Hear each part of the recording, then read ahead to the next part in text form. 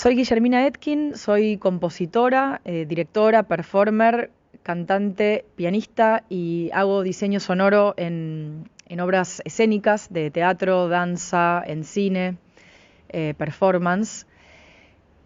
Mi formación es en música. Empecé estudiando piano y composición de chica, luego estudié en la Universidad Nacional de Quilmes la carrera de composición con medios electroacústicos.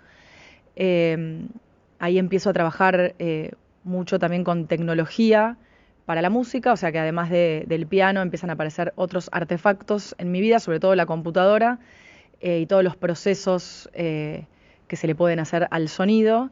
Y trabajo eso hace muchos años en artes escénicas.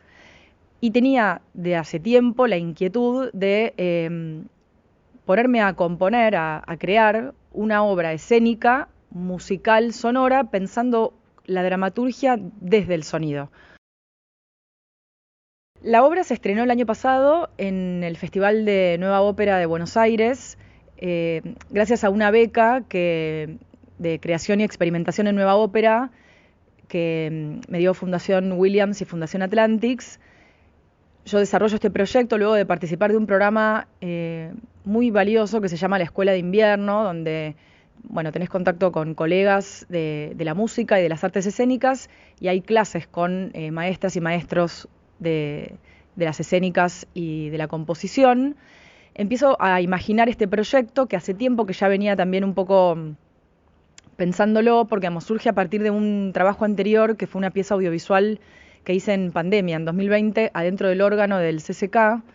En ese momento trabajé con Natalia Lavaqué, la parte audiovisual, y lo que hicimos fue registrar dos jornadas de la afinación del instrumento.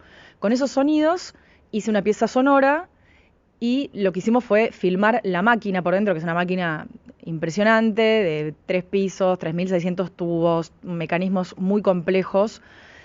Y ahí, el órgano lo que tiene es la posibilidad de emular distintos registros, y ahí me entero, gracias a uno de los afinadores del órgano, de la historia del registro Vox Humana. O sea, Vox Humana es el nombre que lleva el registro del órgano de tubos que intenta emular la voz humana, así como hay registro de trompeta que intenta emular el timbre de la trompeta. Y la historia que me cuenta es de un organero vasco español, Aquilino Amezua, que a fines del siglo XIX, comienzos del XX, se pone a estudiar laringes de cadáveres para lograr construir unos tubos lo más parecido posibles a la garganta humana y así emular el timbre de la voz humana. Y esta historia me pareció fascinante y pensé, quiero hacer una obra con esto.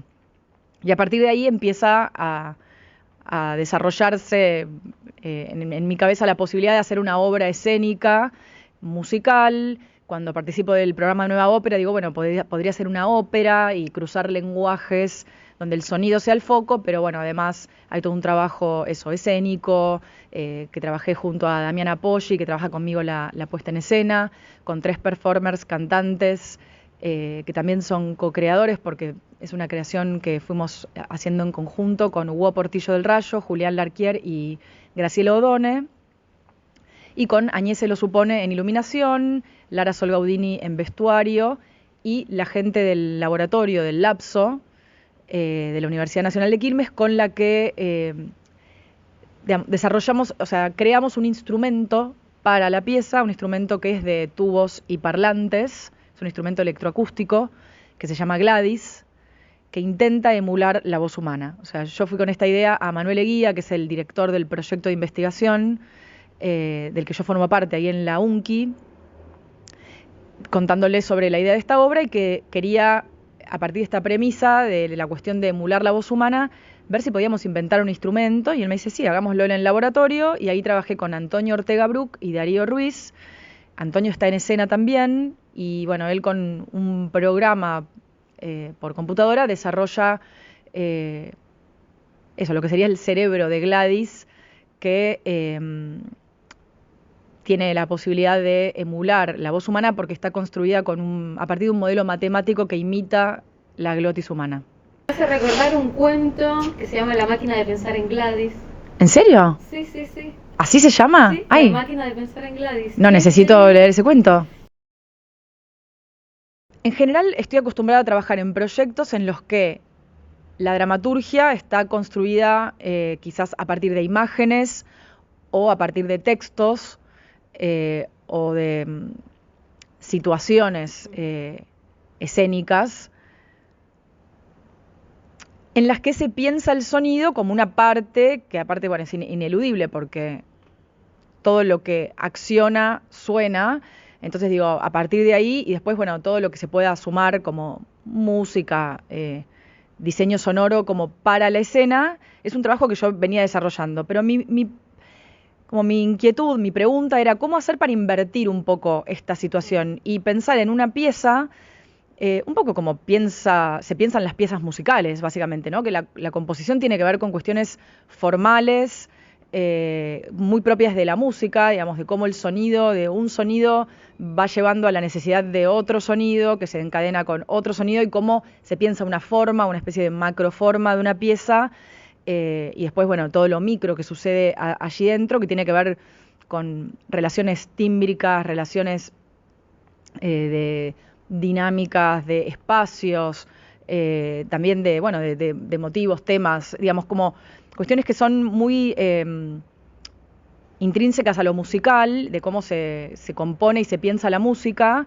Me parecía interesante pensar algo como escénico, donde hubiera personas en escena y luces y vestuarios y personas que también dicen cosas y cantan, pero que no necesariamente hubiera ni una trama, ni un conflicto, ni una imagen o encadenamiento de estas cosas que fueran como llevando la escena acompañadas por sonidos, sino más bien lo contrario.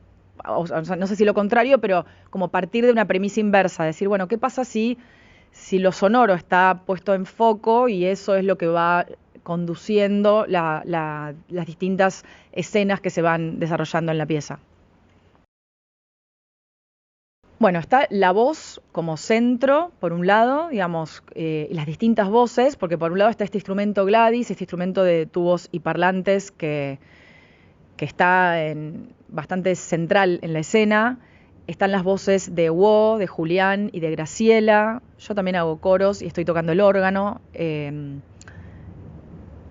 Pero ellos tres me interesaban como performers y cantantes porque tienen voces muy particulares y diferentes, y cómo eso se pone en juego con Gladys, que intenta de algún modo cantar. No puede hablar porque, bueno, Gladys tiene sonidos, tiene notas y tiene una forma de modificar esas notas vocalizando, con las distintas vocales, ¿no? Que eso, bueno, va modificando la tímbrica del sonido. Pero no puede producir consonantes, con lo cual no puede hablar. En la obra sí también hay texto hablado, también hay texto cantado. La obra también decimos, bueno, que es un requiem y un lamento. Hay una pregunta sobre la relación entre lo humano y lo maquínico, la relación entre humanos y máquinas, que bueno, cada vez es más estrecha, ineludible en prácticamente todas nuestras actividades. Y bueno, que tiene como dos caras, ¿no? Por un lado, como ese miedo a que la máquina reemplace o pueda imitar del todo al ser humano, y por otro lado, que creo que eso realmente en realidad es imposible, pero bueno, a la vez tiene una capacidad de proceso, quizás en términos de tiempo y eficacia para algunas tareas muy superior a la del ser humano, y el ser humano a la vez tiene sus propias características que son inimitables. Entonces, cómo esas dos cosas conviven, cómo se comporta el humano, cómo se comporta la máquina, cómo conviven esas dos máquinas, porque el ser humano de algún modo también es una especie de máquina biológica. Entonces, como todas esas preguntas, más lo vocal en el centro y el órgano, ¿no? El sonido del órgano, que es un poco de donde viene la investigación, son estos sonidos que están como ahí operando y funcionando y conduciendo la escena. Me es difícil contestar esta pregunta igual, porque, qué sé yo, pero espera, voy a pensar un poco. Sí, en general o sea, las devoluciones o las repercusiones que recibimos de la obra fueron muy, muy buenas y nos dieron muchas ganas de seguir.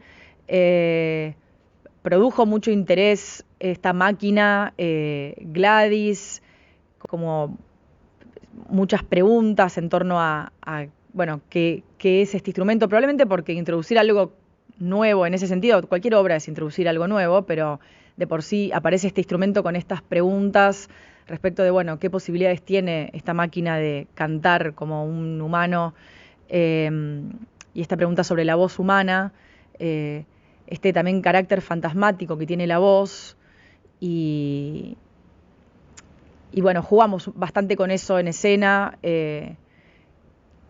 Hay un momento en el que se escucha una voz que viene como de otro espacio, una cuestión como con el espacio también. Y sí, digamos, la gente en general estaba como muy conmovida, por un lado, porque también la obra tiene como, quizás en sus canciones y en...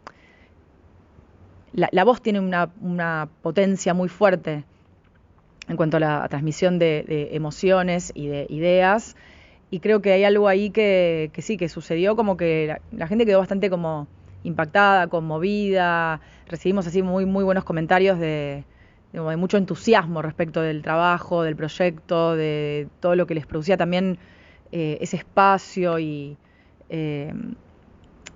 bueno, es que todos los elementos realmente fueron trabajados en conjunto, y finalmente hay un... Sí, en ese sentido creo que sí se logró como un trabajo bastante operístico, digo, pensando la ópera como obra total, de cómo conjugan las luces, el vestuario, lo sonoro, los performers. Hay unas pantallas también que proyectan lo que en realidad en la computadora es este cerebro de Gladys, este instrumento, entonces podemos ver eso, además de unos videos que tienen que ver con el órgano y un poco dando cuenta de la premisa de la pieza. Entonces como que bueno, hay un montón de elementos que creo que la gente se lleva quizás en algunos aspectos muchas más preguntas que respuestas, pero me parece que eso es algo que en general resulta muy atractivo, como esta idea de decir, bueno, me voy con un montón de preguntas, de cuestiones que quedan ahí resonando. Se relaciona, o sea, Vox Humana se relaciona con mi producción anterior en el sentido digamos, yo empiezo componiendo música en obras escénicas, de danza, en performance, al principio por fuera, como componiendo música como para la escena. Después cada vez más empecé a meterme como performer y tocar música y objetos en escena, que es algo que también en el último tiempo en varias obras vengo trabajando, que es, por ejemplo, no sé, una última obra que hice es El punto de costura, de Cintia Edul, o Un domingo en familia, de Susana Torres Molina, con dirección de Juan Pablo Gómez. Son, por ejemplo, dos obras en las que trabajo con objetos que tienen que ver con lo que la obra cuenta, y esos objetos son microfoneados en escena y puestos en acción en escena, y construyo como la sonoridad, la tímbrica, la rítmica de la obra también a partir de estos objetos. En el caso del punto de costura, que habla de el mundo textil, bueno, trabajo con telas y micrófonos para amplificar esas telas, entonces construir no solamente telas, sino como todos los objetos vinculados a las telas y todo lo que se usa para coser. Bueno, es una obra que va por ese lado. Y después, por ejemplo, no sé, en Un domingo en familia hacíamos lo que se llama Foley en vivo, entonces también microfoneábamos objetos, y había todo un trabajo rítmico en realidad total en la pieza, que trabajamos mucho con Juan Pablo.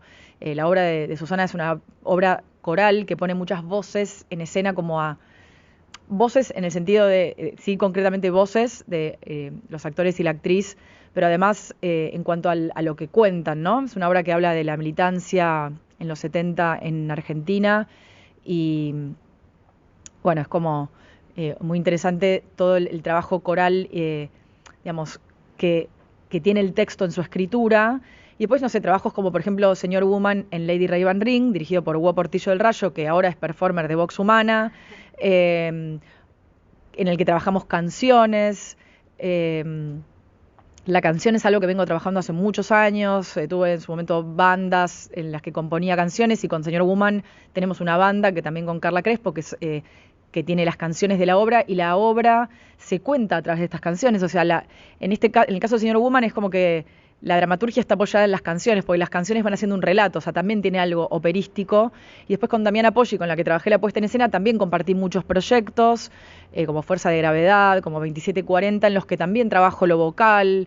Por ejemplo, Fuerza de Gravedad era una obra en la que ella trabajaba con bailarines de formación clásica que hoy en día eran personas como ya mayores y que ya que seguían bailando, pero de otra manera, bailarines que habían sido del Teatro Colón, y había uno de ellos, Roberto Dmitrievich, que venía de Rusia, entonces nos cuenta de una canción rusa que había compuesto su padre. Esa canción rusa aparece también en la obra. Como siempre me interesa trabajar con los materiales que la propia obra trae y que tiene, digamos, en su matriz, o sea, y tratar de descubrirlos, de velarlos y ponerlos en la escena, como a priori tratar de pensar desde ese lugar, o sea, qué es lo que ya el material trae consigo y que hay que como empezar a hacerle preguntas al material, a las personas, y descubrir dónde está ese, como el corazón de lo sonoro en ese material, más que decir, bueno, a ver, voy a poner acá, no sé, una guitarra. ¿Por qué? Porque en general esas cosas me resultan ajenas y que no tienen quizás mucho vínculo material con lo que está sucediendo. Entonces, como, bueno, pensar, digo, así como, o sea, como que lo escénico tiene algo vivo, ¿no? Como sucede y que trabaja con los propios cuerpos, las voces, las cosas, la utilería, la luz, como eso que está ahí, como pensar el sonido también, como eso que está ahí, y también en términos más quizás abstractos y más desde la construcción, como que qué sonido tiene esta pieza o puede tener esta pieza, como tratar de ahí descifrarlo. La obra en este momento se produce gracias a Paraíso Club de Artes Escénicas, que es un club de artes escénicas que trabaja con un sistema de membresías. Las personas que se hacen socias de Paraíso pueden ser miembros durante todo el año, también pueden ir a ver obras puntuales que les interesen, pero si se hacen socios y digamos, tienen esta membresía anual, pueden acceder a un montón de otras cosas que ofrece el club. Por ejemplo, un estreno mensual, además de un desmontaje, que es una charla en la que compartimos el proceso creativo de la obra. Después, acceso a talleres, charlas, bingo, fiestas, un montón de otras actividades que nuclean a esa comunidad. Un poco la idea es establecer una comunidad entre artistas y público y conectar al público con la escena, y además también el público con su membresía lo que hace es finalmente convertirse en productor de obras, porque gracias a ese aporte las obras cuentan con un presupuesto también para poder producirse. Entonces, como que el propio público se convierte en productor de las obras, y eso me parece algo muy valioso, digamos, para resaltar en este proyecto, además de este vínculo que se genera y la comunidad que se genera. Y bueno, y la obra se va a dar la semana que viene, se va a dar el día 29 de enero, miércoles, a las 20 horas, y jueves 30 de enero a las 20 horas y a las 22 horas. Ese día hacemos doble función en Chela, Iguazú 451, que es un espacio muy particular, es una ex fábrica, así que es como también el espacio fue muy importante en el trabajo de Vox Humana, digamos, finalmente trabajar la pieza ahí fue como que terminó de realmente de crearse y componerse en ese espacio. También trabajamos con unas máquinas que son las que cortan y liman los tubos, entonces eso también está en escena, porque terminamos de construir el instrumento en escena. Eso, bueno, estoy adelantando un algo, pero lo digo porque también es algo interesante que no se puede hacer en cualquier espacio, y ese espacio se presta para que eso también pueda suceder allí. Así que bueno, quedan invitades y esperamos vernos allá. Hay una fecha también entonces del desmontaje. Exacto, el desmontaje va a ser el viernes 31. Eso sí, se accede a través de esta membresía, lo pueden buscar en la web, Paraíso Club de Artes Escénicas, y se hacen miembros. Puede ser una membresía por única vez o puede ser una membresía anual. Y de esta manera acceden también al desmontaje de la obra, que es el 31, en otro lugar que no es en Chela. Bien. Bueno, ¿te parece que dejamos así? Genial, ¿Sí? Gracias.